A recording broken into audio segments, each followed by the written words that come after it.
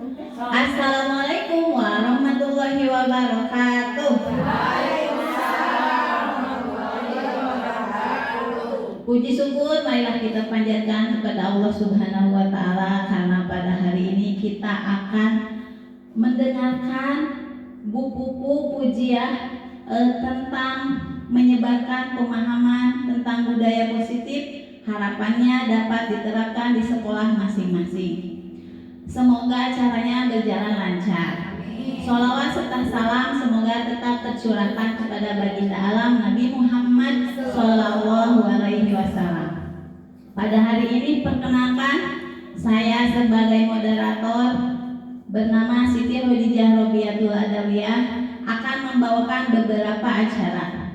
Di antaranya yang pertama yaitu pembukaan, yang kedua sambutan, yang ketiga doa, yang keempat yaitu inti materi yang akan disampaikan oleh Ibu Pupu Pujian.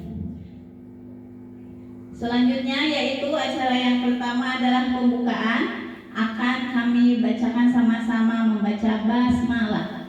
Bismillahirrahmanirrahim.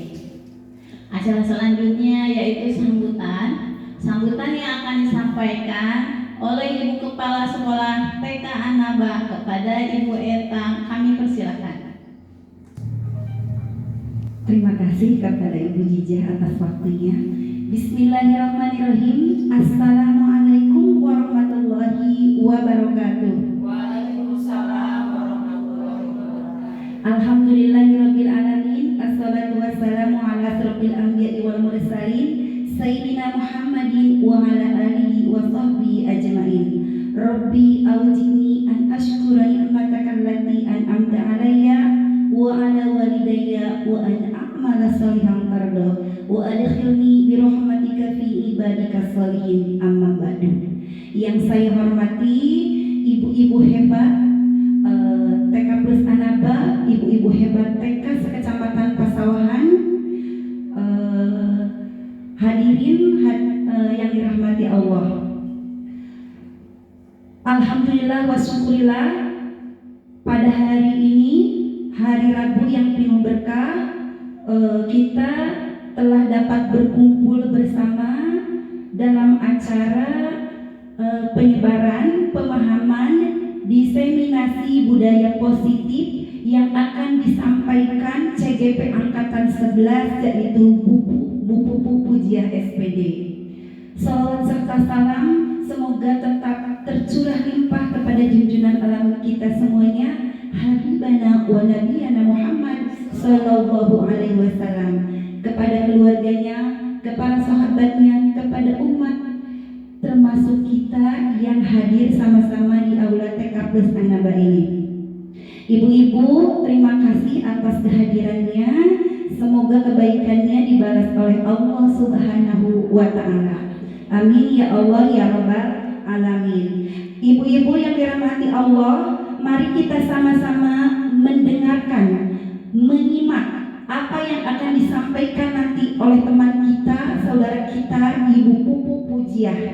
Pesan Ibu sebagai kepala sekolah TK Plus Annaba, untuk Bu Pupu tujuan diselenggarakan CGP, harapan Ibu bisa menghasilkan korum bergerak yang berperan, yang membedakan komunitas belajar bagi guru di sekolah, serta menumbuhkan kepemimpinan murid untuk mewujudkan profil pelajar Pancasila.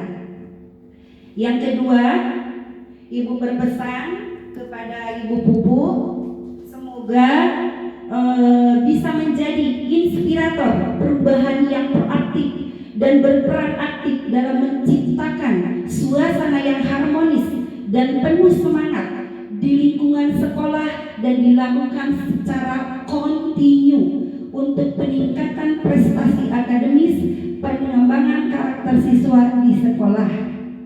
Mudah-mudahan pelaksanaan diseminasi penerapan budaya positif yang disampaikan oleh CGP Angkatan 11 Bu Pupu Pujiah bisa dilaksanakan lancar, aman, terkendali, dan bermanfaat untuk kita semua. Semoga menjadi inspirasi, motivasi bagi kita.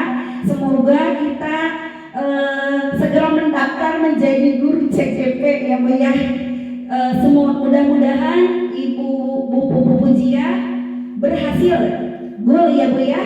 Mungkin sambutan dari saya sekian. Akhirul kalam, wassalamualaikum warahmatullahi wabarakatuh.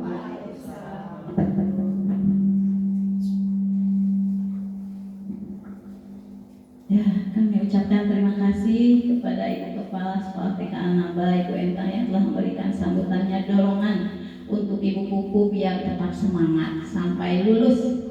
Ya, acara selanjutnya yaitu pembacaan doa yang akan dibacakan oleh Ibu Ina. Kepadanya kami persilahkan.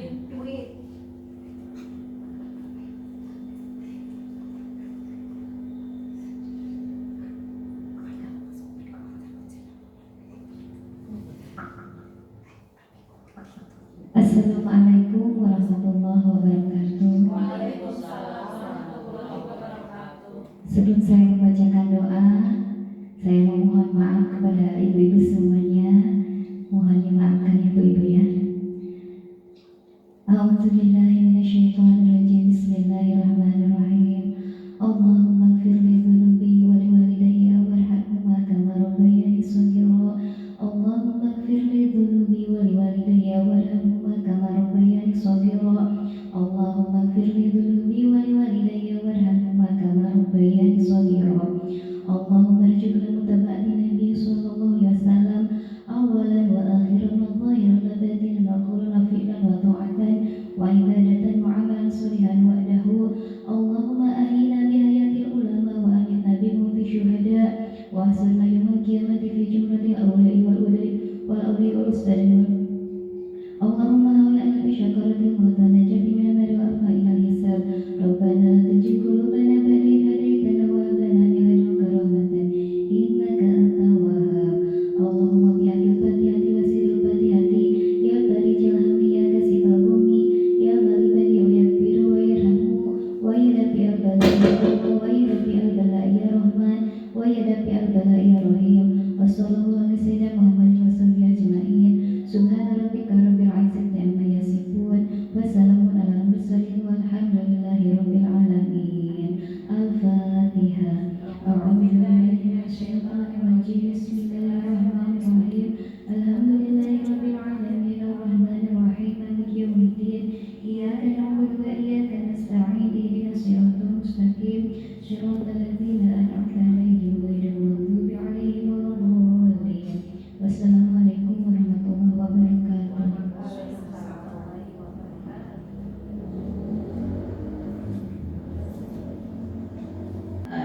Kami ucapkan terima kasih kepada Ibu Ina yang sudah membacakan doa. Semoga acara buku pujian hari ini berjalan dengan lancar. Acara selanjutnya yaitu inti yang akan disampaikan oleh buku pujian. Tetapi kita harus tahu dulu CV ataupun rekanan jejak Ibu Pupu dari mulai sekolahnya di mana gitu ya. Bu Pupu itu sekolah di SDN 2 Ciherang. Lalu SMP-nya itu di SMP 1 Pasawahan, SMA-nya SMA 1 Pasawahan, dan S1-nya Universitas Terbuka. Nah, selama mengajar di TK Anaba, Bu Pupu sering mengikuti kegiatan-kegiatan yang dilaksanakan oleh dinas.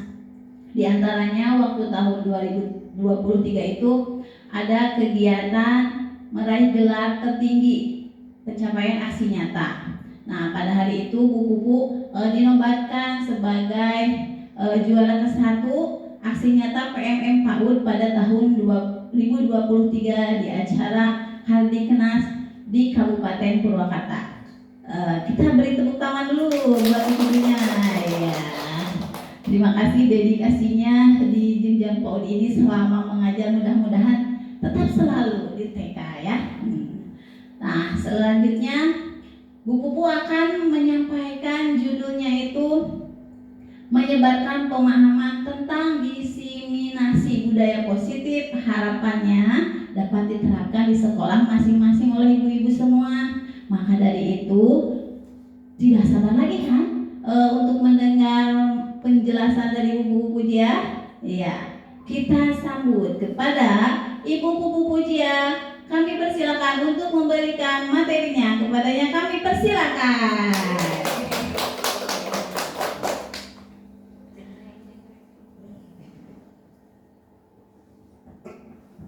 Terima kasih Bu Dijen. Assalamualaikum warahmatullahi wabarakatuh. Waalaikumsalam warahmatullahi wabarakatuh.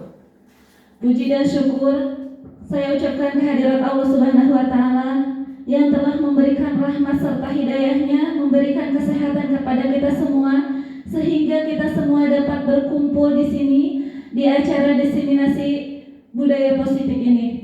Yang terhormat Ibu Kepala Sekolah TK Plus Anaba, yang terhormat Ibu Kepala Sekolah TK Pasawahan, yang terhormat ibu-ibu hebat semuanya, saya ucapkan terima kasih sudah meluangkan waktunya untuk datang ke sini di acara diseminasi budaya positif ini. Mudah-mudahan ibu-ibu semuanya nanti mendapatkan ilmu dan dapat diterapkan di sekolahnya masing-masing. Tujuannya yaitu pertama, saya ada tugas CGP di mana sebagai CGP berperan untuk dapat sebagai pemimpin pembelajaran, dan selain pemimpin pembelajaran kita harus dapat menyebarkannya mengimbaskannya kepada rekan-rekan ibu guru hebat semuanya. Nah, di sini tapi sebelum saya lebih lanjut menjelaskan diseminasi positif ini, kita santai aja ya. Coba kita melakukan ice breaking dulu. Siap? Siap. Ya, coba tepuk satu kali. Berdiri ya? Boleh? Iya, karena biar lebih rileks ya. Oke.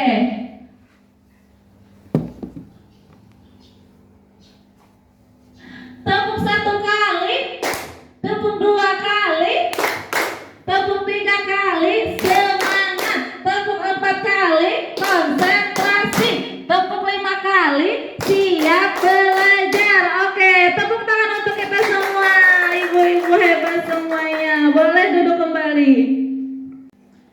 Nah, ibu-ibu semuanya udah pada rileks ya.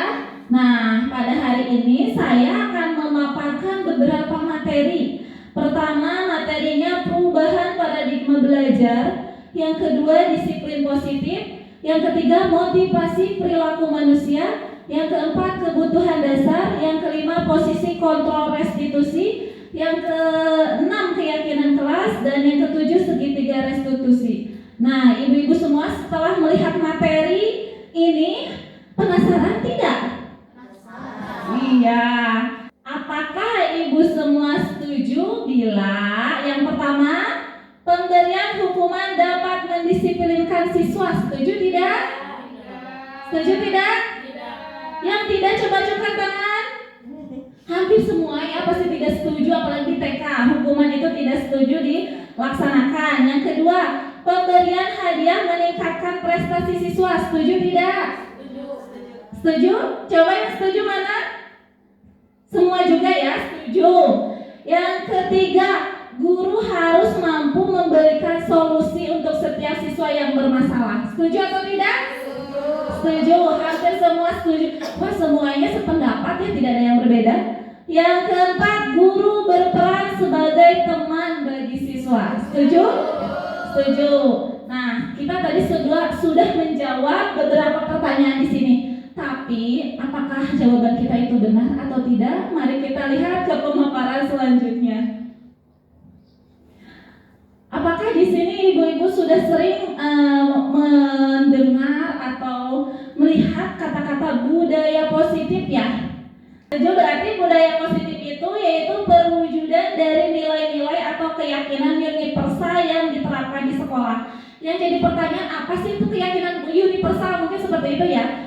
Keyakinan universal itu yaitu sebuah keyakinan yang dipercaya oleh kita sebagai manusia, seperti tanggung jawab, mandiri, disiplin, taat, kepatuhan. Itu adalah semua nilai-nilai kebajikan universal. Kita ada lagi permainan.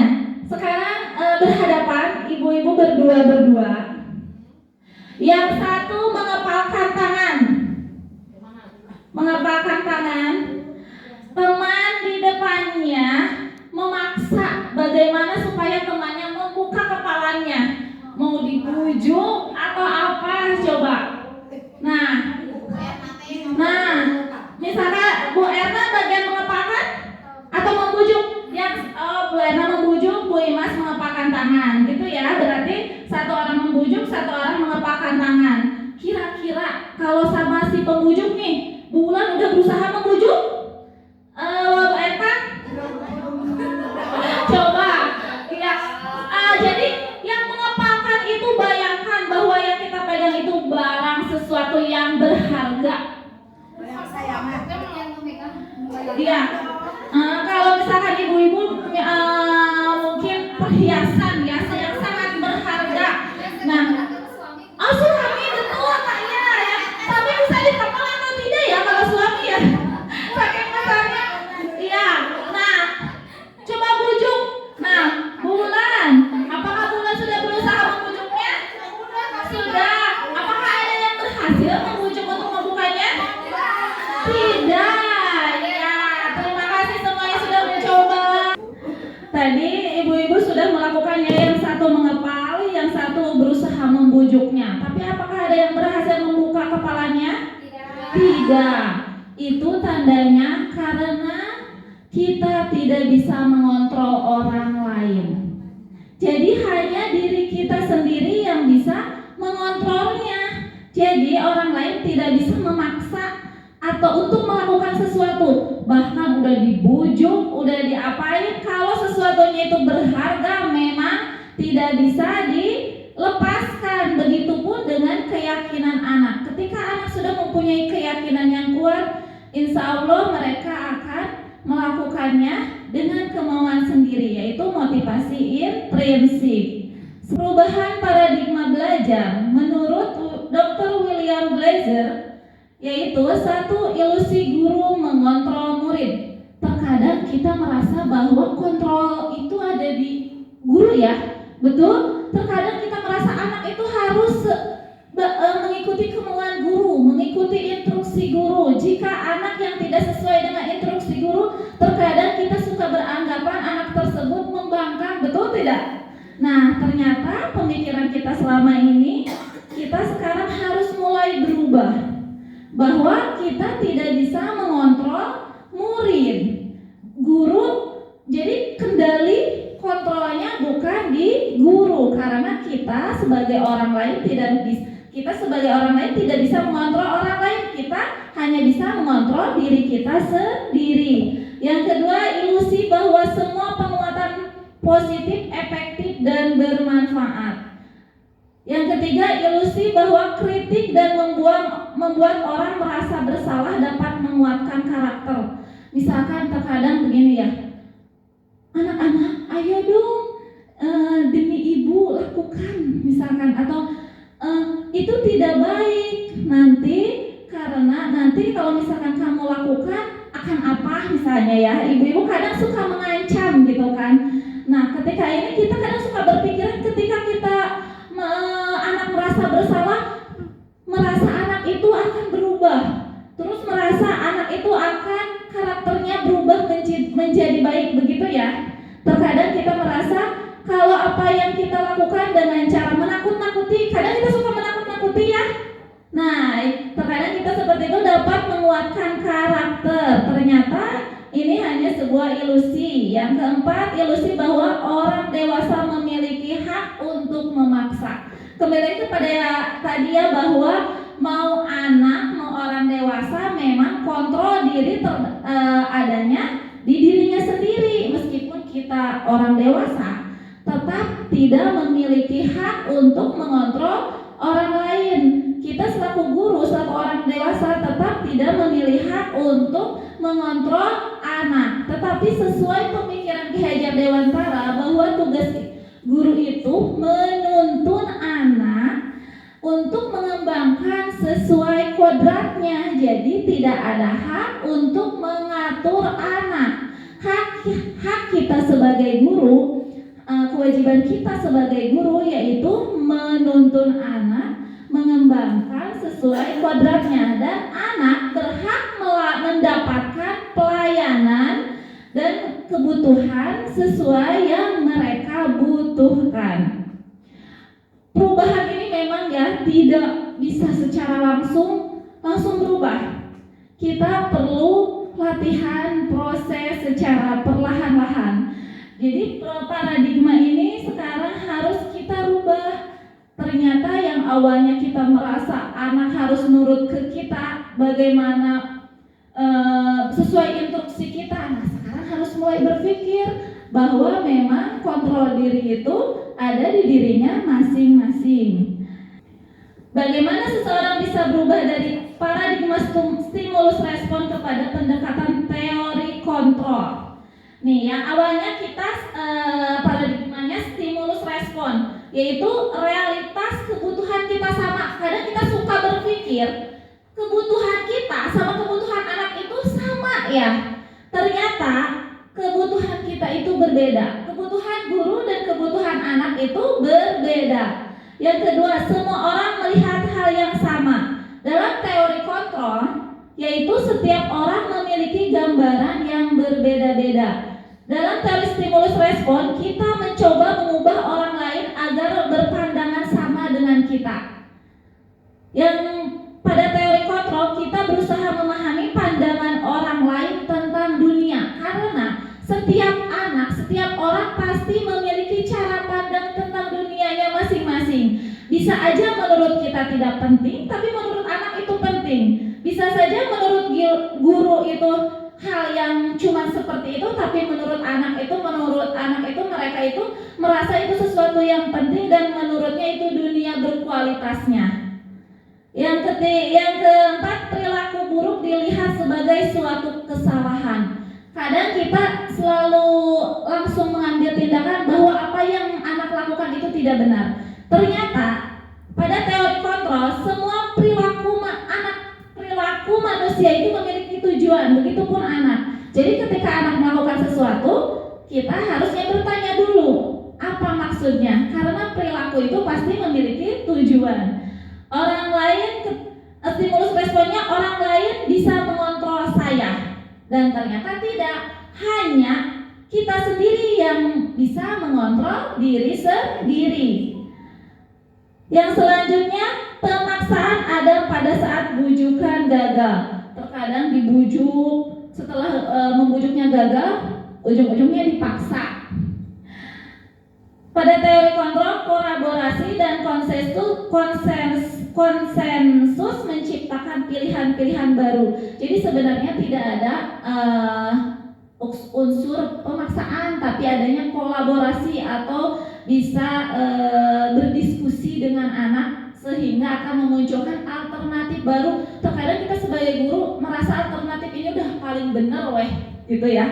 Tapi ternyata ketika kita menanyakan kepada anak apa tujuan dia melakukan sesuatu, terus bagaimana solusinya, didiskusikan bersama anak, nanti kita akan menghasilkan pilihan-pilihan baru yang dapat menguntungkan kita dan juga anak tersebut. Model berpikir menang kalah, model berpikir menang-menang. Jadi pada teori kontrol, pikiran kita jangan sampai ada yang dirugikan. Terkadang kita merasa sudah membimbing anak, tapi padahal anak merasa dirugikan atau anak merasa tersiksa gitu. Jadi teori kontrol itu menang-menang, guru juga nyaman, anak pun nyaman. Apa maknanya disiplin ya? Ibu-ibu siapa yang mau berpendapat boleh? Kalau menurut saya makna disiplin itu mentaati setiap aturan yang ada. Karena disiplin itu yaitu memahami semua peraturan yang ada. Selanjutnya coba sebenarnya apa ya makna disiplin itu? Terkadang memang disiplin itu selalu berkaitan dengan peraturan ya. Disiplin itu berasal dari bahasa Latin disciplina yang artinya belajar. Disiplin diri membuat orang lain menggali potensinya menuju sebuah tujuan apa yang dia hargai. Namun dalam budaya kita, makna kata disiplin telah berubah menjadi sesuatu yang dilakukan seseorang pada orang lain untuk mendapatkan kepatuhan. Nah, seperti yang tadi Mbak Erna bilang ya, berkaitan dengan kepatuhan.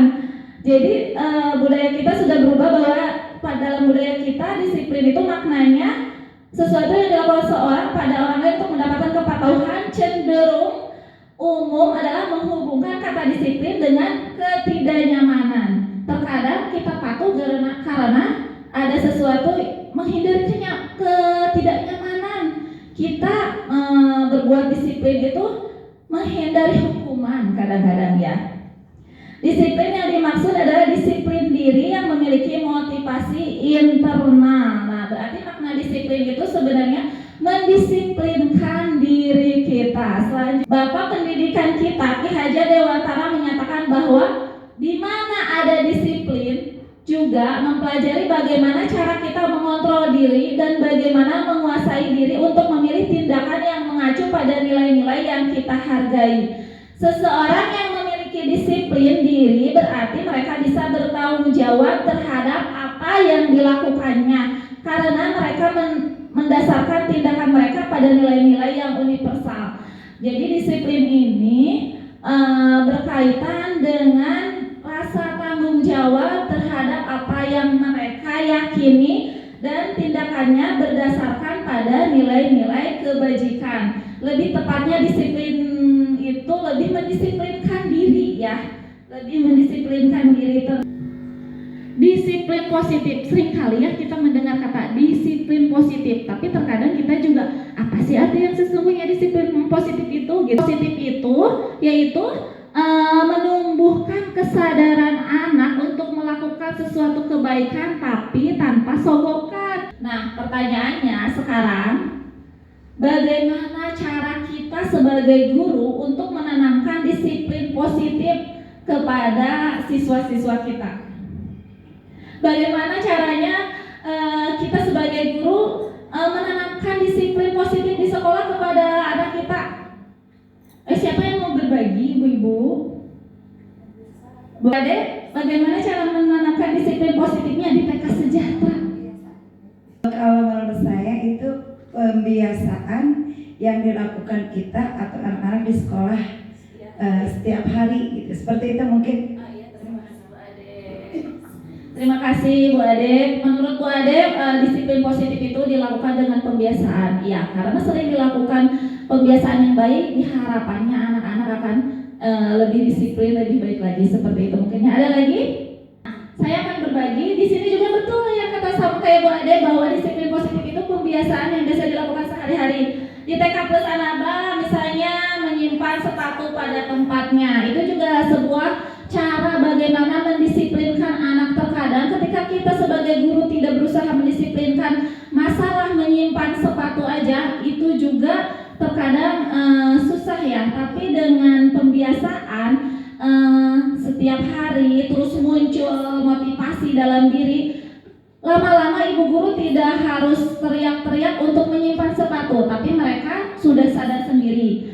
Terus membuang sampah pada tempatnya, itu juga perlu disiplin positif. Yang ketiganya, pembiasaan sholat duha berjamaah dan lain sebagainya. Masih banyak kegiatan-kegiatan, contoh kegiatan disiplin positif. Perilaku.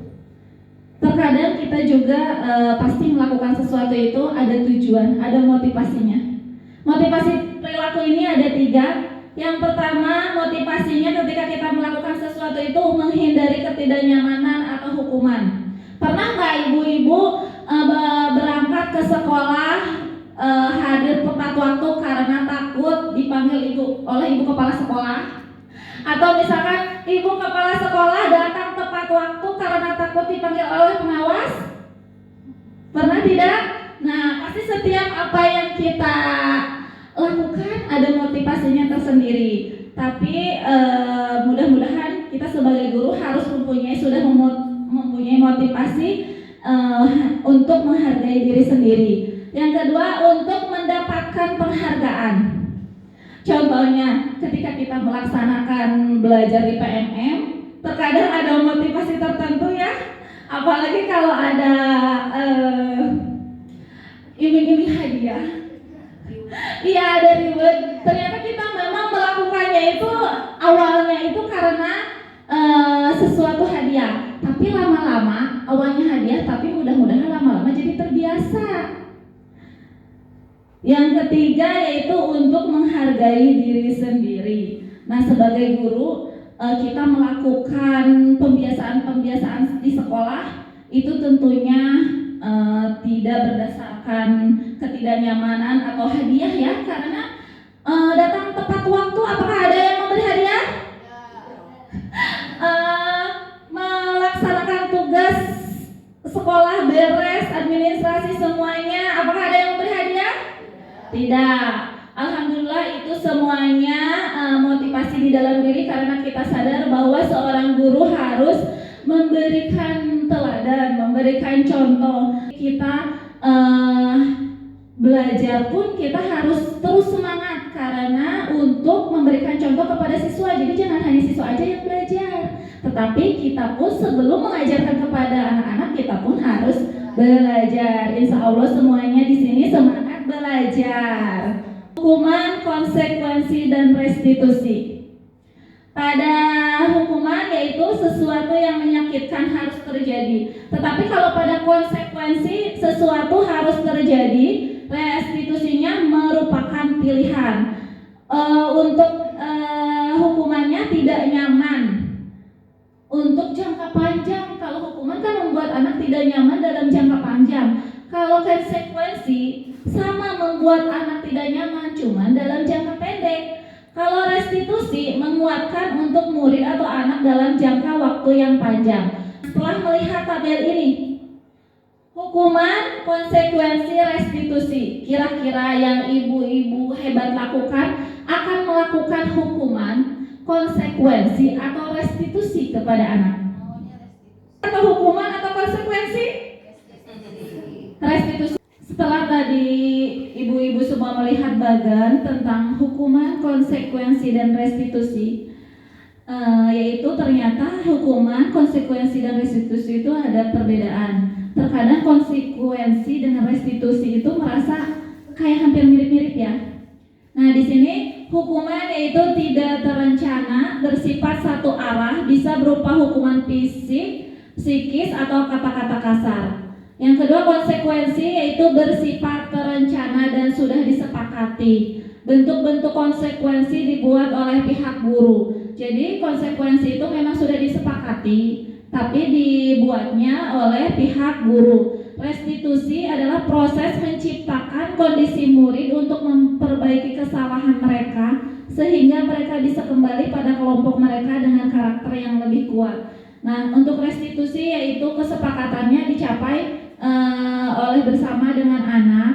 Jadi anak yang menemukan pemecahan masalahnya tentunya dengan kata-kata kalimat pemantik dari guru. Apalagi untuk anak PK, mereka belum bisa langsung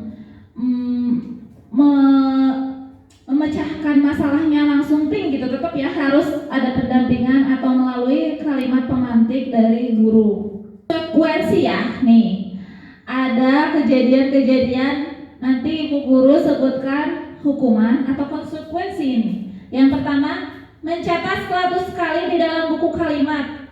Kadang kalau mungkin untuk TK tidak ada, kelas SMP, SMA ya, saya tidak akan terlambat lagi. Saya tidak akan terlambat lagi berapa halaman. Nah, yang kayak gitu itu termasuk hukuman atau konsekuensi? Hukuman atau konsekuensi?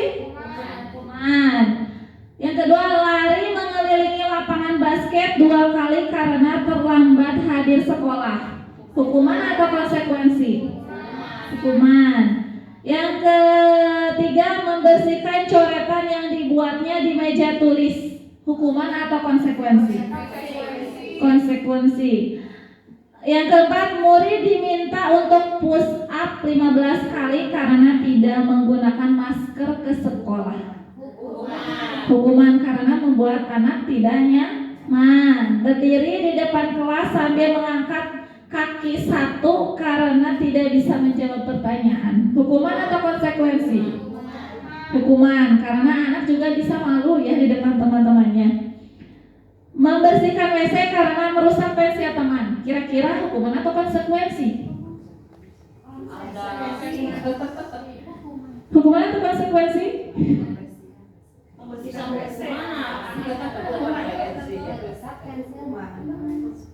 Konsekuensi atau hukuman? Tapi biasanya kalau ini disepakati bersama dengan anak juga ya. Kalau misalkan membersihkan WC, tapi ini ranahnya bukan di TK, mungkin untuk SD. Tapi kalau untuk TK membersihkan WC karena merusak pensil teman, sepertinya itu hukuman ya. Lari keliling lapangan karena terlambat 10 menit saat pelajaran olahraga, itu hukuman. Nah, terkadang kita berpikir penghargaan itu kan reward itu bagus ya. Ternyata penghargaan juga bisa menghukum. Jadi dihukum oleh penghargaan. Pengaruh jangka pendek dan jangka panjang. Maksudnya reward itu bisa berdampak baik kalau misalkan yang pendek pertama kali, misalkan ketika anak-anak ayo berdoa nanti sama ibu dikasih bintang. Ketika peraturan itu dijalankan sekali, itu efektif tidak? Mungkin efektif, tapi ketika keseringan, kebiasaan nanti ibu kasih bintang, sepertinya tidak efektif lagi. Karena ketika jangka panjang menurut hadiah itu udah biasa. Jadi anak sudah tidak aneh lagi dengan penghargaan itu. Terus penghargaan merusak hubungan, setuju tidak? Setuju. Iya, karena terkadang penghargaan hadiah itu bisa merusak hubungan. Misalkan kalau di sekolah ya, kita tapi di TK sih tidak ada. Kalau misalkan di TK ada prankingan, terus dikasih hadiah, itu pun akan merusak hubungan orang tua dengan orang tuanya terkadang ya. Terus teman dengan temannya, bahkan yang lebih parahnya kalau misalkan di TK ada prankingan, suka saling bully. Ih, kamu mah teu juara, cenah aku mah juara, aku mah dapat piala. Nah, ini juga penghargaan dapat merusak hubungan ketika teman yang mendapatkan hadiah, teman yang lainnya itu bisa iri. Jadi bisa aja nanti teman sama temannya berantem gitu. Jadi ini juga bisa merusak hubungan. Penghargaan mengurangi ketepatan. Setelah adanya penelitian, ternyata penghargaan itu mengurangi ketepatan. Jadi terkadang karena sesuatu ingin hadiah, kita jadinya tidak tepat. Terus penghargaan mengurangi kualitas. Aku mah we yang caranya bagaimanapun caranya, pokoknya aku pengen dapat itu. Tapi terkadang tidak mementingkan kualitas.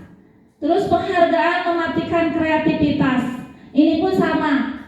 Ketika misalkan kan ada aturan-aturan tertentu ya. Untuk mendapatkan piala ini dengan aturan mengerjakan sekian menit, terus ada aturan-aturan tertentu gitu. Terkadang karena mengikuti aturan tertentu dan ingin mendapatkan hadiah, kreativitas yang ada jadi terbatas. Karena terbatas oleh aturan ingin mendapatkan hadiah itu. Misalkan seorang pelukis karena ada aturannya harus warna ini misalkan. Jadi apa yang ada di imajinasinya tidak dikembangkan. Penghargaan menghukum. Ya, penghargaan menghukum itu misalkan terkadang yang juara dua karena tidak yang juara dua pasti merasa iri juga meskipun dia udah juara, karena dia pengen juara satu misalnya. Itu pun dapat menghukum anak tuh jadi minder, terus jadi merasa bersalah karena misalkan tidak sesuai keinginan orang tuanya. Terkadang kan orang tua tuh kan ada yang ambisius ya, padahal anaknya udah juara, gara-gara juara dua cek mamahnya misalkan seperti itu kan dapat juga menghukum si anak. Jadi anak tuh merasa jadi minder, tidak percaya diri. Motivasi, tapi selain ini juga bisa memotivasi dalam diri, tapi diberikannya ketika itu, yaitu pertama kali. Misalkan ketika anak awalnya belum bisa baca, terus udah bisa baca, dikasihlah reward. Nah, disitulah terkadang puncak kebahagiaan anak itu muncul. Jadi teringat gitu, oh waktu itu saya dikasih hadiah awal pertama kali bisa baca gitu. Tapi setelah itu kalau terus-terusan mah jadi udah tidak aneh lagi. Ya, mungkin seperti itu. Selanjutnya, kita sebagai manusia ataupun anak ternyata punya kebutuhan dasar. Apalagi sebagai guru ya, kita harus memahami, mempelajari kebutuhan dasar manusia. Yang pertama, kebutuhan dasar itu bertahan hidup. Contohnya kebutuhan dasar bertahan hidup itu apa? Yang menyangkut makan, minum, pakaian, rumah, itu adalah kebutuhan bertahan hidup. Misalkan anak ada yang merebut makanan temannya, terkadang kan kita langsung menyalahkan ya.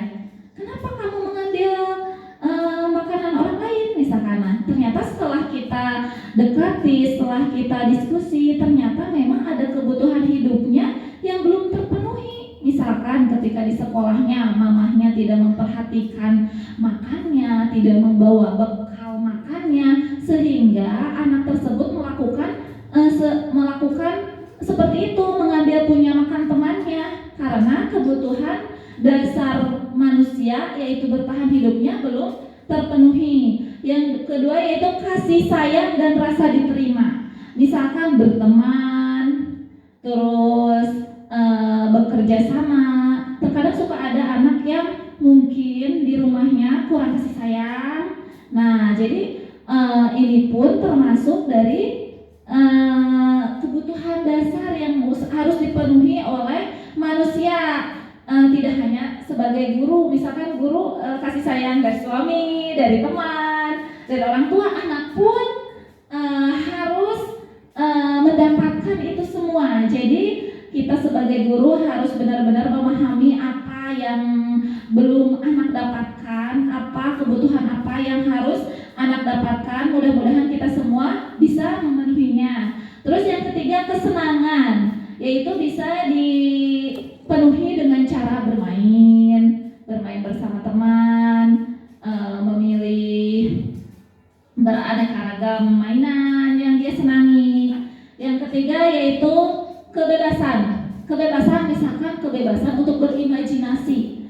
Terkadang memang ya, kita sebagai guru, kunaon eta warna daun make beureum, cina gitu ya. Ternyata memang anak itu apalagi anak usia dini bebas berkreasi, bebas berimajinasi. Bisa saja mereka melihat daun merah itu di TV, bisa saja mereka melihat daun itu ketika daunnya kebakaran.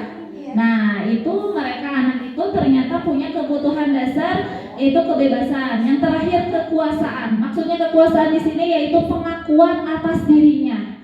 Pengakuan, penghargaan untuk anak prestasi. Jadi anak juga butuh pengakuan. Selanjutnya, 5 posisi kontrol manusia. Ada 5 posisi kontrol manusia, yaitu posisi kontrol sebagai penghukum, merasa bersalah, teman, pemantau, dan manajer. Selanjutnya, nih, bagaimana ya ciri-cirinya kalau misalkan guru yang posisinya sebagai penghukum? Ibu-ibu hebat semuanya di sini. Biasanya kita suka memposisikan diri sebagai posisi apa ketika menghadapi kesalahan anak? Tadi posisi kontrol itu ada 5. Pertama, penghukum. Kedua, pembuat rasa bersalah. Ketiga, sebagai teman. Keempat, pemantau. Yang kelima, sebagai manajer. Nah, kira-kira biasanya kita sebagai guru menghadapi anak usia dini memposisikan diri di posisi yang mana? Sebagai manajer? Tidak sebagai teman, tidak? Kadang-kadang Sebagai atau tidak memantau, tidak sebagai pemantau? Iya, sebagai, berarti posisinya yang diambil 3 ya, sebagai pemantau, sebagai teman, juga sebagai manajer. Coba kita lihat satu persatu. Sebagai penghukum di sini biasanya guru menghardik, menunjuk-nunjuk, berkaca, pinggang, membentak, hukuman fisik atau verbal. Di sini biasanya kalau penghukum itu kata-katanya gini. Awas ya, kamu tidak mengikuti aturan ibu, misalkan seperti itu. Atau kenapa kamu terlambat terus? Nah, jika dikatakan seperti itu, kira-kira anak gimana ya responnya? Perasaan anak itu seperti apa? Misalnya gini, kan ibu kemarin sudah bilang, kenapa kamu kesiangan terus, sudah berkali-kali, misalkan seperti itu. Iya, kalau di TK mungkin anakku pasti ketakutan, tidak akan datang lagi, ibu gurunya galak, seperti itu ya. Nah, jadi hasilnya yaitu murid itu akan lebih marah, akan lebih agresif. Misalkan di belakang ibu gurunya, iya bu maaf. Nah, tapi di belakang guru mah bisa aja dia itu mengacak-ngacak meja, terus mencoret-coret tembok, mengekspresikan perasaan kemarahannya. Itu bisa jadi ya, dalam posisi penghukum, membuat anak itu sakit hati, tidak nyaman dalam jangka panjang. Posisi pembuat merasa bersalah. Nah, pada posisi ini suara ibu gurunya tuh lembut, menyalahkan siswa, menyatakan kesalahan, tapi suaranya tuh lembut, tapi menusuk gitu. Iya. Nah, pada pembuat merasa bersalah ini, terkadang ibu gurunya gini, berkatanya, ibu sangat kecewa sekali dengan kamu.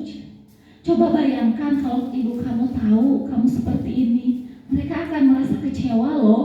Nah, ketika ibu guru mengucapkan seperti itu, kira-kira perasaan murid itu seperti apa ya? Pasti kan antara merasa bersalah, sedih gitu ya. Memang ibu gurunya tidak, hei kamu, tidak seperti itu. Coba bayangkan kalau ibu kamu tahu kamu seperti itu, pasti si anak tuh memang pelan, tapi kan menusuk ya. Bahkan ini sepertinya lebih berbahaya daripada penghukum yang tadi, karena hasilnya membuat siswa merasa bersalah, rendah diri, dan bahkan menarik diri.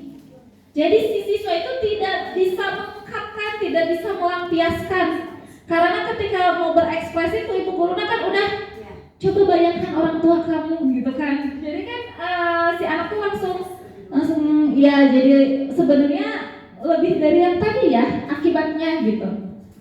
Untuk yang ketiga, teman. Guru bersikap ramah, cenderung bercanda untuk menghangatkan suasana. Misalnya gini, sudah tidak apa-apa, tapi lain kali kerjakan sendiri, tidak apa-apa, sekarang sama ibu guru bantu ya. Nah, kira-kira gimana? Kira-kira maksudnya anak benar-benar tidak melakukan lagi, atau malah jadi tetap melakukan lagi? Untuk hari ini ibu maafkan, tapi tidak apa-apa, sekarang ibu bereskan. Misalkan kan biasanya gitu ya kalau di TK, sambil mendekati anak gitu. Terkadang kita sebagai guru, tidak apa-apa lah, masih anak-anak, dan sambil kita kerjakan gitu. Nah, seperti itu. Nah, ternyata dampaknya murid bergantung pada satu orang. Jadi membuat siswa terkadang tidak mandiri, karena karena merasa guru akan membantunya.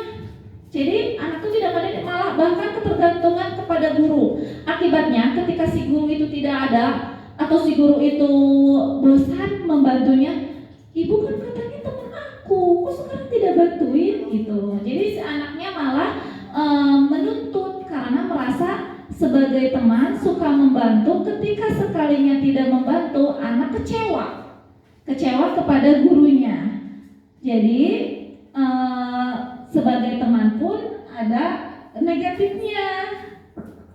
Selanjutnya pemantau. Nada bicara dan ekspresinya datar, tidak marah. Identitas berhasil. Pemantau tetap memantau saat siswa diberi sanksi. Maksudnya itu, misalkan pemantau ini ketika anak melakukan perbaikan, misalkan kamu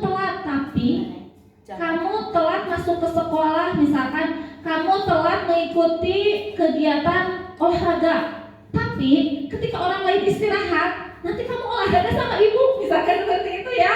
Atau tadi kamu belum selesai melukisnya, kamu tidak boleh istirahat, sok ibu tungguin sampai selesai, gitu kan ya. Nah, jadi posisi pemantau itu ternyata ibu guru tuh harus memantau terus ketika anak melakukan sanksi tersebut. Ketika tidak dipantau, kira-kira anaknya nurut atau tidak? Jadi dia itu melakukan sesuatu itu karena menghindari hukuman, menghindari ketidaknyamanan, karena dipantau. Ketika ibu gurunya tidak ada, ya udah gitu. Jadi pada posisi pemantau ini memang hasilnya murid tetap dibuat tidak nyaman dan tidak mandiri karena harus dipantau oleh guru. Iya, jadi dia melakukan sesuatu itu bukan dari motivasi sendiri, tapi motivasi untuk menyenangkan gurunya. Yang selanjutnya yaitu dari 5 posisi kontrol guru bermuara semuanya kepada posisi manajer. Yaitu pada posisi manajer ini cirinya suaranya netral, tercipta identitas positif dan berhasil mengajukan beberapa pertanyaan bermakna, membantu siswa memecahkan masalah. Misalnya pada posisi manajer, misalkan ketika melihat anak berebut makanan bersama temannya, jadi kita tidak langsung di tempat mengeksekusi misalnya ya di depan temannya gitu memanggil, tapi tetap kita melihat situasi anaknya ketika tidak ada temannya atau memanggil, ngobrol secara berdua. Tadi ibu lihat kamu mengambil makanan punya teman, misalkan gitu ya. Kenapa? Jadi ditanya dulu, takutnya kebutuhan dasarnya ada yang belum terpenuhi. Kan setiap perilaku itu ada tujuan, ada alasannya. Nah, terus setelah itu kita menetralkan. Menurut ibu, boleh kamu meminta makanan, tapi harus izin dulu, gitu. Jadi bukan berarti membenarkan perlakuan orang tersebut gitu, membenarkan kelakuan tidak baik anak, tetap bahwa perlakuannya itu harus diluruskan, tapi dengan cara kita membimbingnya untuk menemukan solusinya. Misalkan si anaknya itu, temannya itu nangis, kita tanya, apa yang akan kamu lakukan supaya teman kamu tidak menangis karena makanannya diambil, gitu kan? Otomatis anaknya itu mencari solusi ya, bagaimana ya teman saya supaya tidak nangis gitu. Karena kalau misalkan kita begini nih, misalkan kalau kita paksa teman kamu tuh nangis, cepat balikin, kira-kira dibalikin mau kuenya? Tidak ya. Jadi tetap kita harus berdiskusi dua arah dulu, tahu dulu alasannya apa, terus kita buat kalimat pemantik supaya anak dapat memecahkan masalahnya. Setelah anak merasa ibu gurunya tidak menjudge atau merasa ibu gurunya juga berada di posisinya gitu. Nah, disitulah terkadang anak mencurahkan, bisa menceritakan alasannya, terus solusinya dia bisa berpikir bagaimana solusinya gitu kan. Ketika anak langsung dipaksa untuk mengembalikan atau menebus kesalahan itu biasanya susah. Jadi tetap harus ada diskusi dulu bersama anak, pendekatan dulu. Terus kita merasa di posisi dia dulu, merasa dia tuh meskipun sebagai pelaku tapi tidak dihakimi gitu. Jadi mudah-mudahan kita sebagai guru semuanya bisa dapat menerapkan posisi manajer ini, karena pada posisi manajer yaitu hasilnya murid tetap dapat mempertanggungjawabkan masalahnya dan dapat mandiri. Jadi ketika kita memposisikan sebagai control manager, si murid akan menemukan masalahnya, solusi masalahnya secara sendiri meskipun dengan bimbingan ibu guru. Jadi tidak kita yang memberikan solusi, tapi bisa terkadang kan kalau TK ya tidak langsung tang gitu solusinya ini, kita bisa membimbingnya terlebih dahulu. Namun selain itu kita juga dapat membuat anak mandiri. Nah, ada lagi. Apakah kita suka membuat keyakinan kelas atau kesepakatan kelas? Kesepakatan kelas dibuatnya sebelum awal tahun ajaran baru atau sudah berjalan? Terus permanen atau tidak?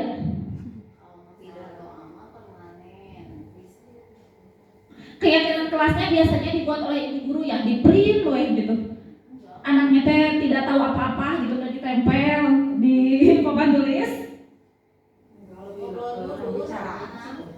Iya, berarti lebih didiskusikan dulu ya, betul. Jadi memang kalau keyakinan kelas atau kesepakatan kelas kita itu biasanya dibuat di awal tahun ajaran supaya semua anaknya mengetahui kesepakatan keyakinannya kelasnya seperti apa. Nah, tapi untuk keyakinan kelas ini diharapkan membuatnya bersama-sama dengan anak. Mengapa disebut keyakinan kelas bukan peraturan kelas? Supaya anak nyaman. Terus supaya apa lagi? Kenapa bukan peraturan kelas gitu? Supaya tidak lebih menakutkan. Kalau peraturan kan anak-anak Oh iya, supaya tidak menakutkan ya. Kalau peraturan lebih ke wow gitu, menyeramkan mungkin bagi anak ya. Ya, coba apa ya? Kenapa kita harus keyakinan kelas? Karena nih, terus ada lagi. Sebelum dijawab yang tadi ya. Mengapa kita memiliki peraturan tentang penggunaan helm pada saat mengendarai kendaraan roda 2 atau motor? Bukan keyakinan, peraturan. takut ditilang.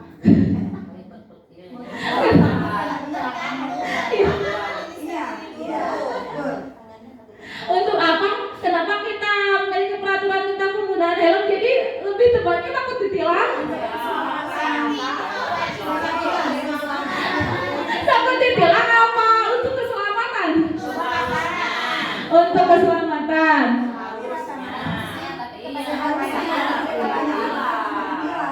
Oh iya. Jadi berarti mematuhi peraturan karena menghindari hukuman. Bukan karena untuk keselamatan. Iya, ada yang untuk keselamatan, ada yang masih menghindari hukuman ya. Nih, mengapa kita memiliki peraturan tentang penggunaan masker dan mencuci tangan setiap saat? Ini ketika pandemi ya. Kita kan punya peraturan memakai masker dan mencuci tangan, itu kenapa?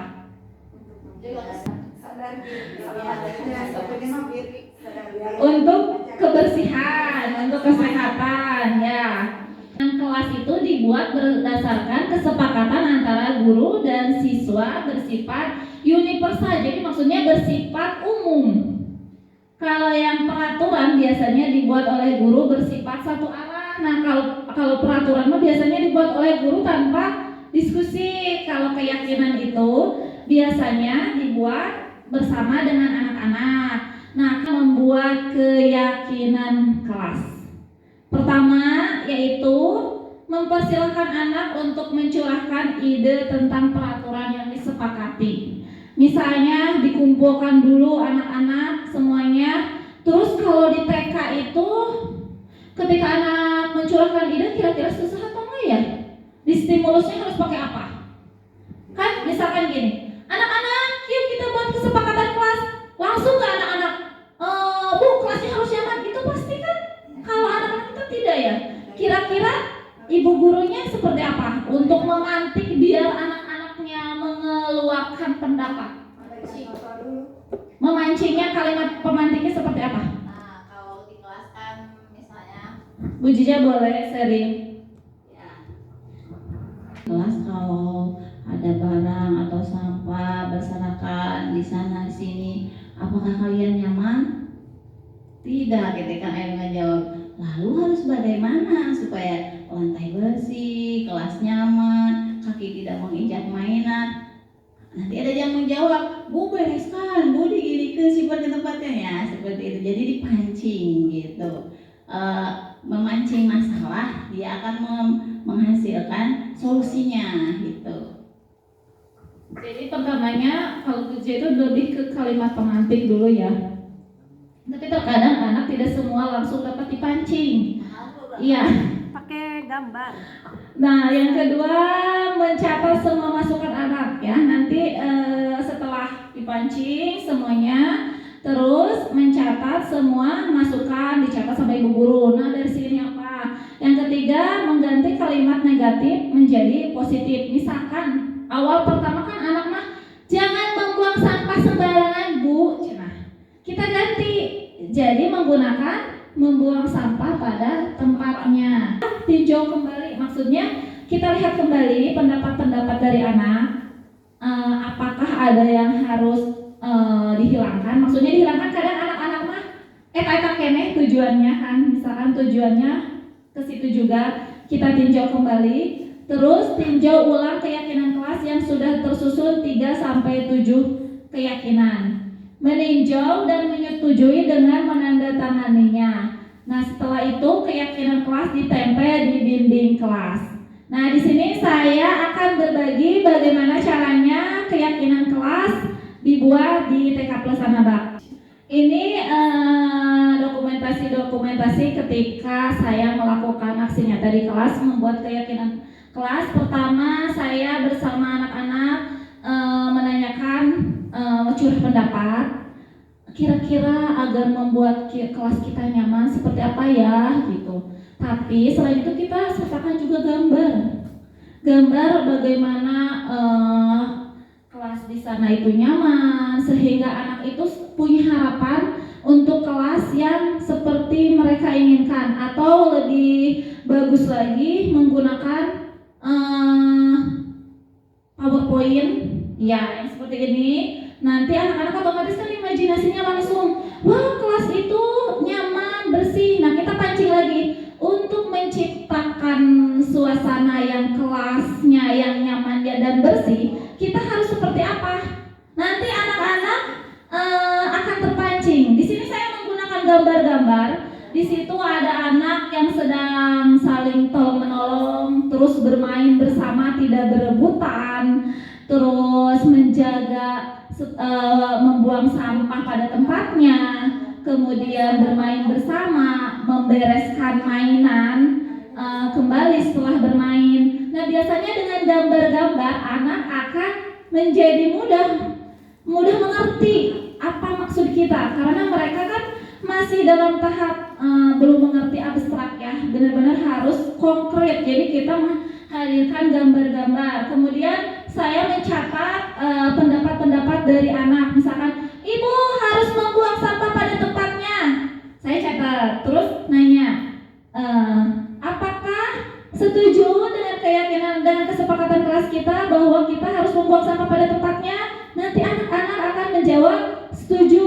Terus misalkan di situ ada gambar ketika guru sedang berbicara atau temannya sedang berbicara, kita harus mendengarkannya, menyimaknya. Itu termasuk ke dalam keyakinan saling menghormati. Nanti kita bertanya lagi, apakah semuanya setuju? Gitu. Nanti anak-anak akan meresponnya, Ibu saya setuju, misalkan. Nah, setelah itu, setelah mencatat, saya melihat kembali apakah masih ada jawaban dari anak-anak yang tadi bersifat negatif, kemudian dirubah menjadi positif. Kemudian saya mengklasifikasikan, misalnya membereskan mainan pada tempatnya, termasuk keyakinan nilai apa, apakah bertanggung jawab, apakah saling berbagi gitu kan. Mungkin anak tidak langsung ya, Ibu itu bertanggung jawab, mungkin itu anak tidak. Tapi kita membuat pilihan-pilihan dengan apakah membereskan mainan itu termasuk ke bertanggung jawab atau berbagi. Tapi anak itu pasti udah bisa membedakan. Oh iya Bu, itu bertanggung jawab katanya gitu. Terus ini ada anak yang menyimak ibu guru, berkonsentrasi ketika ibu guru menerangkan.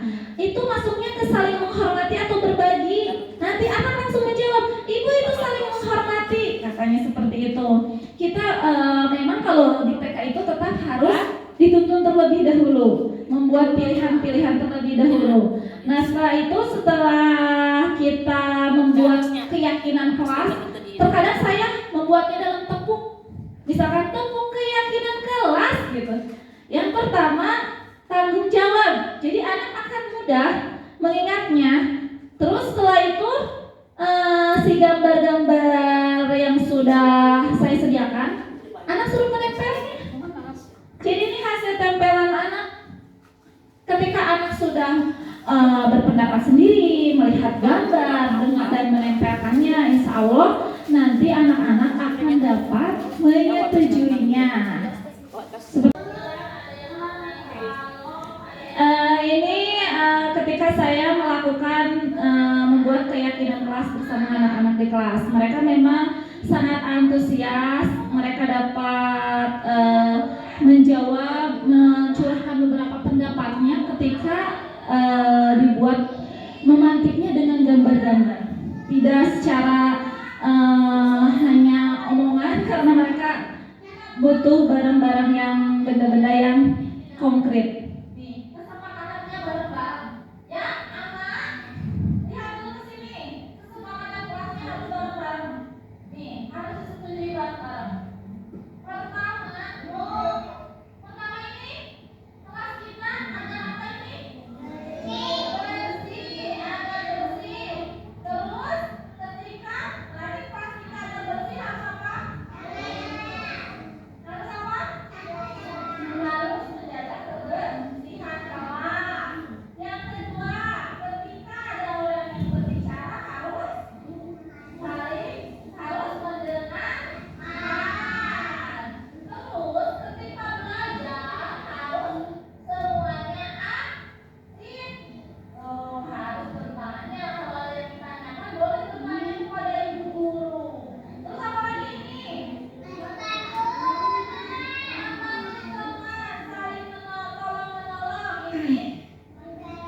Membereskan mainan. Terus ini apa? Terus ini berdoa.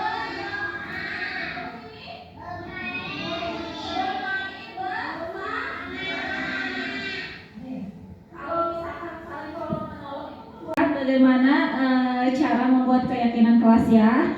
Terus hasil dari keyakinan kelas kita, nah terkadang kita benar nggak sih dilaksanakan oleh anak gitu ya. Nah saya juga berusaha mengobservasi hasil dari keyakinan kelasnya bersama Bu Tina, rekan satu kelas. Ini ada video ketika anak-anak membereskan mainan tanpa diinstruksikan oleh guru. Jadi ketika misalkan sudah mereka waktunya untuk istirahat, mereka secara langsung membereskannya.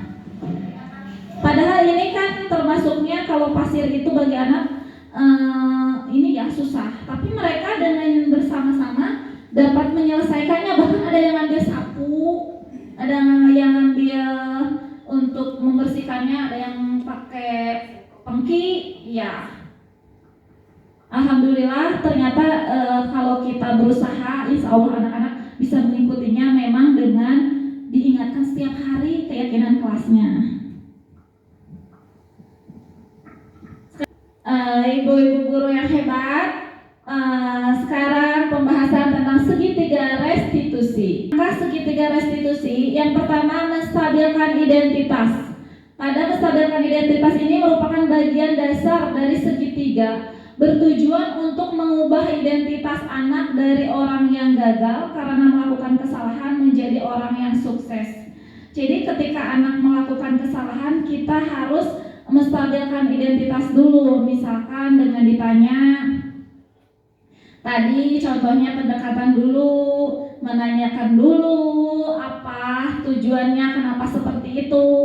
Terus ditanya misalkan ibu mengerti kamu melakukan seperti itu, tapi menurut ibu, nah, kemudian validasi tindakan yang salah. Setiap tindakan kita lakukan dengan suatu tujuan, yaitu memenuhi kebutuhan dasar. Nah, pada validasi tindakan yang salah ini, yaitu kita menanyakan kepada anak apa tujuannya. Misalkan tadi ibu lihat kamu membuang-buang makanan ketika di kelas. Kenapa kamu seperti itu? Nanti kan anak bercerita ya. Menurut ibu, ibu mengerti kamu itu mau bermain. Tapi menurut ibu, membuang makanan itu bukan sebuah permainan. Menurut ibu, ada yang lebih menyenangkan dari membuang makanan loh. Gitu. Jadi dialihkan, tapi tidak menyalahkan. Jadi otomatis si anak meskipun bersalah, tidak merasa disalahkan dan tidak merasa juga bahwa perbuatannya itu benar.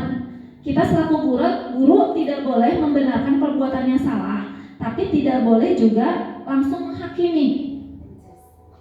Yang ketiga, menanyakan keyakinan, yaitu teori kontrol menyatakan bahwa kita pada dasarnya termotivasi secara internal. Ketika telah divalidasi selangkah 1 dan langkah 2, maka anak akan siap untuk dihubungkan dengan nilai-nilai yang dia percaya. Misalkan anak yang tadi berebut makanan, kita bilang, kan kita sudah membuat keyakinan tadi di kelas. Apakah kamu masih ingat keyakinan kelasnya? Kan karena kita sudah membuat dalam nyanyian, dalam tepukan, otomatis kan, oh iya bu, saya masih ingat. Kira-kira apa keyakinan kelasnya? Bahwa kita itu saling berbagi bu. Jadi otomatis si anak langsung, oh iya, bahwa kita itu sudah punya keyakinan bahwa kita itu harus saling berbagi dengan teman. Misalnya ketika dia tidak mau kasus yang pertama, misalkan dia tidak mau berbagi mainan dengan temannya, saling berebut mainan, kita bisa menanyakan keyakinan kelasnya. Kemarin kita sudah membuat keyakinan kelas, apakah kamu masih ingat? Nanti kan anak tuh, oh iya bu, saya masih ingat. Menurut kamu kalau misalkan ada mainan harus berbagi atau tidak? Iya bu, harus berbagi. Nah, kira-kira sekarang apa yang akan kamu lakukan agar misalnya Pak Iz tidak menangis? Saya harus berbagi mainan bu, saya harus bermain bersama misalnya. Itu kan otomatis si anak sudah menemukan solusinya. Ketika ada anak bermain, terus ibu guru langsung datang misalnya, ayo main bersama. Nah, kira-kira anak mengerti tidak? Pasti kan susah ya, pasti tetap aja berebutan. Tapi ketika kita panggil dulu, pendekatan dulu, terus menstabilkan dulu identitasnya, terus memvalidasi tindakan yang salahnya, kemudian menanyakan keyakinan kelasnya, sedikit demi sedikit insya Allah anak akan mengerti. Dengan cara ya kita memang harus mengingatkan terus ya, apakah kamu masih ingat keyakinan kelas kita? Iya bu. Terkadang memang kalau anak TK itu kita pun hampir setiap hari bu mengingatkan keyakinan kelas kita. Misalkan bagaimana kelas kita agar nyaman? Harus menjaga kebersihan bu. Bagaimana biar mainannya tidak hilang? Kita harus merawatnya bu. Jadi tetap harus diingatkan setiap hari. Ini ada contoh ketika saya melakukan restitusi terhadap kasus. Di sini anak ini kan tidak bermainnya ayunannya tidak sambil duduk ya. Sambil seperti ini terkadang anak mah cepat, terus nanti ada temennya langsung ketabrak gitu kan. Nah ini juga posisinya salah ya, serodotannya dia naiknya tidak ke tangga. Nah seperti itu saya tanya dulu, kenapa kamu seperti itu? Ternyata ketika ditanya, ya memang katanya kesenangannya, mereka hanya ingin bermain, tidak tidak merasa kalau mereka itu akan berbahaya. Pasti enggak Bu, saya senang aja seperti itu. Nanti kita kan bisa mengarahkannya. Menurut Ibu ada yang lebih menyenangkan lagi loh daripada seperti itu gitu. Nanti apakah kamu masih ingat keyakinan kelas kita bahwa kita harus bermain sesuai menjaga keselamatan. Misalkan kan kalau seperti ini nanti tidak selamat ya. Nanti bisa terjadi sesuatu yang tidak diinginkan. Selanjutnya ada beberapa contoh video kasus dan solusinya.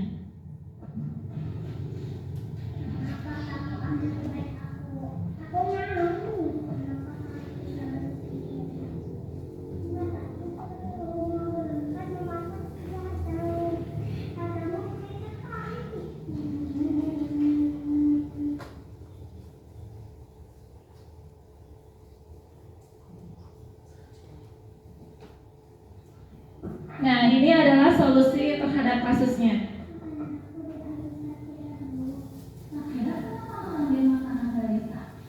Memang awalnya anak yang direbut itu kan kayak masih menangis gitu ya.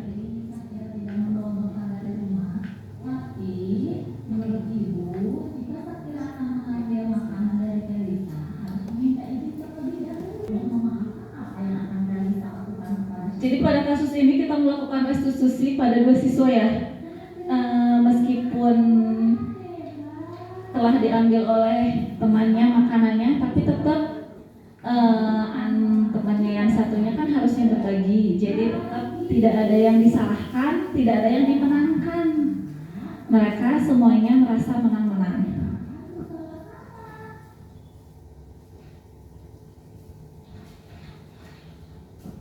Dan sebenarnya masih banyak lagi video-video yang lainnya ya. Mungkin nanti untuk praktek berbagi praktek baik, restitusi atau disiplin positif atau dan yang lainnya, nanti kita bisa sharing-sharing di forum KKG selanjutnya. Terima kasih kepada ibu-ibu hebat semuanya sudah mengikuti desiminasi positif, budaya positif ini. Harapannya mudah-mudahan ilmunya bermanfaat, dapat dilaksanakan di sekolah. Sebelum ditutup, saya mohon maaf yang sebesar-besarnya apabila ada kesalahan dan masih banyak materi yang masih kurang. Mohon dimaafkan. Terus umpan baliknya atau sarannya sangat saya nantikan untuk perbaikan selanjutnya. Terima kasih. Wassalamualaikum warahmatullahi wabarakatuh. Kembalikan kepada Ya, kita berikan tepuk tangan terlebih dahulu. Iya, alhamdulillah lancar acaranya. Ya, terima kasih kepada Ibu Pupu Pujia yang telah memberikan materi yang begitu jelas, luas, lugas kepada kita sehingga kita tahu bagaimana cara membuat disiplin positif, keyakinan kelas ya. Itu ada di PMM ya. Alhamdulillah acara hari ini selesai. Kita membaca hamdalah bersama-sama. Alhamdulillahirabbil alamin. Ditutup. Wassalamualaikum warahmatullahi wabarakatuh.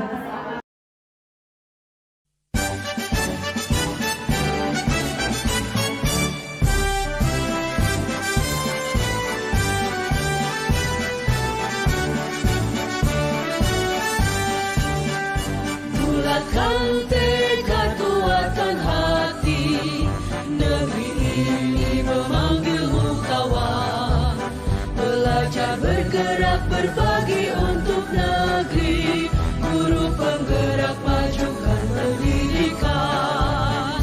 Guru penggerak menghamba pada murid. Kreatif, rancang pembelajaran. Hargai potensi, tingkatkan prestasi. Lahirkan profil pelajar Pancasila. Belajar, bergerak, berbagi untuk negeri. Kita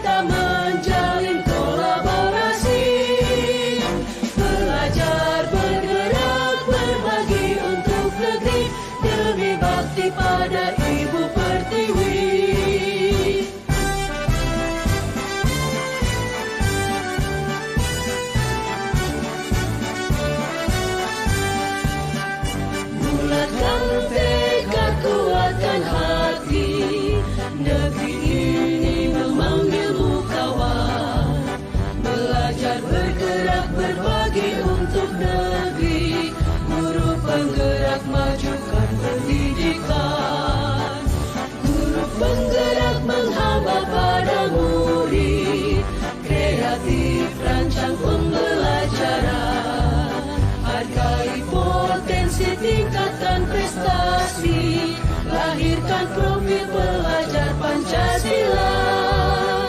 Belajar, bergerak, berbagi untuk negeri, kita menjalin kolaborasi. Belajar, bergerak, berbagi untuk negeri, demi bakti pada Ibu Pertiwi. Belajar, bergerak, berbagi untuk negeri, kita menjalin kolaborasi. Belajar, bergerak, berbagi untuk negeri, demi bakti pada Ibu Pertiwi. Demi bakti pada Ibu Pertiwi.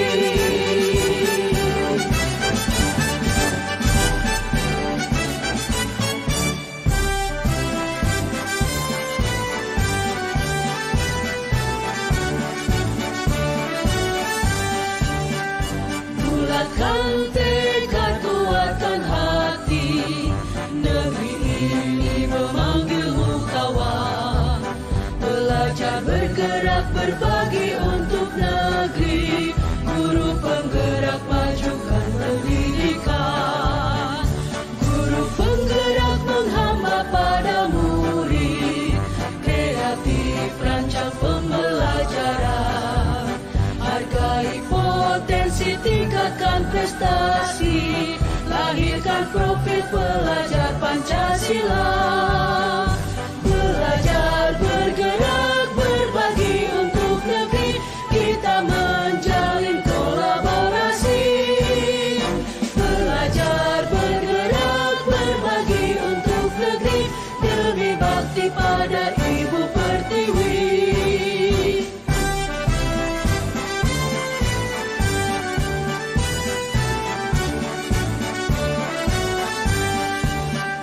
Bulatkan tekad, kuatkan hati, negeri ini memanggilmu kawan. Belajar, bergerak, berbagi untuk negeri, guru penggerak majukan pendidikan. Guru penggerak menghamba pada murid, kreatif rancang pembelajaran. Hargai potensi, tingkatkan prestasi, lahirkan profil pelajar Pancasila. Belajar, bergerak, berbagi untuk negeri, kita menjalin kolaborasi. Belajar, bergerak, berbagi untuk negeri, demi bakti pada Ibu Pertiwi. Belajar, bergerak, berbagi untuk negeri, kita menjalin kolaborasi. Belajar, bergerak, berbagi untuk negeri, demi bakti pada Ibu Pertiwi. Demi bakti pada Ibu Pertiwi.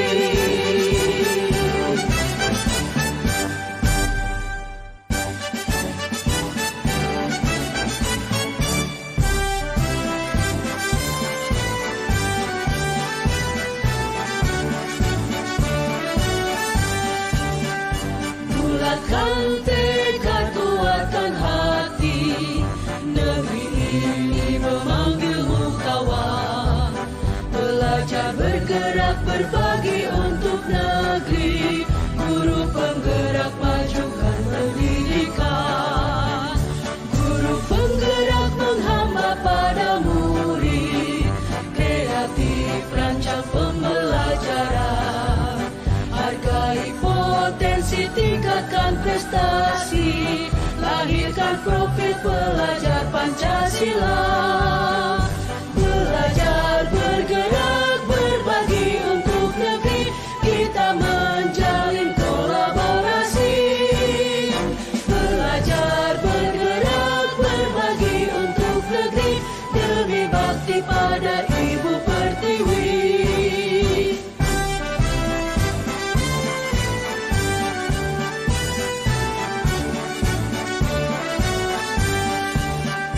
Bulatkan tekad, kuatkan hati, negeri ini memanggilmu kawan. Belajar, bergerak,